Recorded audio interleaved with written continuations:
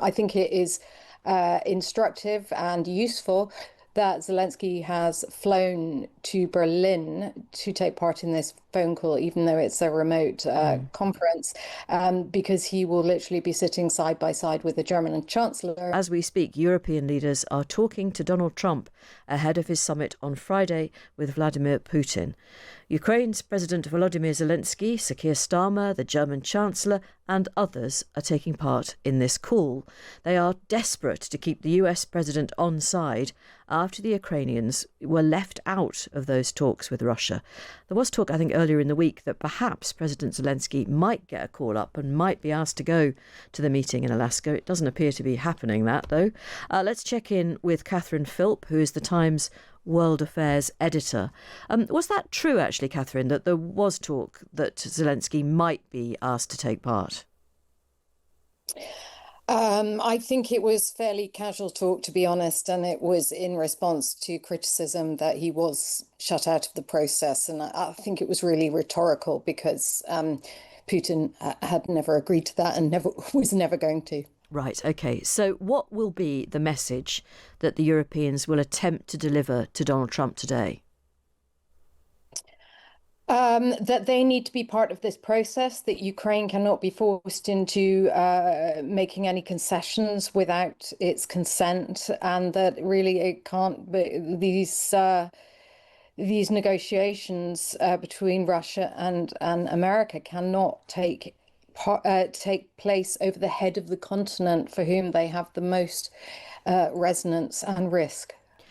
And is there any indication that Donald Trump is in the mood to listen to that message? Well, I wouldn't want to prejudge it. He will be taking part in that conversation today, and he's sort of hailed the Europeans as being as interested in him in stopping the war. So let's see. I think it's possibly not encouraging that JD Vance is going to be on that call. He's famously known for not, he has said he doesn't care what happens to Ukraine either way, and he is fairly rabidly anti-European.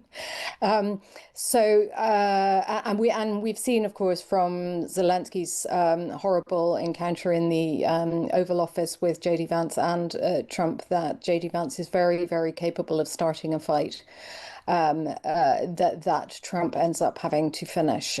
So that is concerning, I believe. I think it is instructive and useful that Zelensky has flown to Berlin to take part in this phone call, even though it's a remote conference, because he will literally be sitting side by side with the German Chancellor, and that's a powerful signal of European unity and those forces that are behind him and want him his views on this to be respected. What Europe does have in its favour is that the frozen Russian state assets. Now, as I understand it, some of the interest on those assets has been spent on Ukraine, on assisting Ukraine, but there's quite a lot of money left. I mean, couldn't something be done about that? It could. It's very legally complex, and one of the concerns when all these issues of unfreezing frozen assets and giving them away comes up, excuse me, is the future implications for investment in countries, like the idea that that people may be put off from one, that this may not be legal, and two, that you may be putting off future investment in your own country. So that's always it brings a moment of hesitation for leaders, I think. But isn't this the time to dump the hesitation and be bold? In fact, Europe might have to be incredibly bold if there's a worst case scenario situation at the end of the week and Trump caves to Putin or just walks away and says, you know what, I'm not going to win the Nobel Peace Prize trying to end this war. It's never going to happen. I'm off. I mean, that's the worst case scenario, isn't it? I think him walking away is actually not the worst case scenario because he has already said, and I see no reason for him to break this particular promise. He's already said that Europe is perfectly permitted to buy American weapons and supply them to Ukraine. Now, I mean, I can only imagine that that's partly come about because of the lobbying from the very lucrative arms trade, the defense industries in the US, who don't want to lose this vital lifeline. Now, as long as Washington isn't paying for it, does it matter to him that Europe is buying American weapons? He would see that as a good thing. It readdresses the trade deficit. So if he walks away and takes himself out of it, so he no longer has influence, then the onus will be on Europe to step up. They may have to take a big decision on what they do with those frozen assets, but it's possibly not as bad as Donald Trump staying in the game and yet caving to Putin and trying to force that upon the Europeans and the Ukrainians. Right. It's interesting that when Donald Trump held a joint press conference with Putin at the Helsinki summit, that was back in 2018, it apparently went so badly that his then top Russia advisor, a British woman actually, or British-born woman called Fiona Hill, said she'd contemplated faking a seizure in an attempt to just end the whole thing. Now, it can't possibly go that badly on Friday, can it?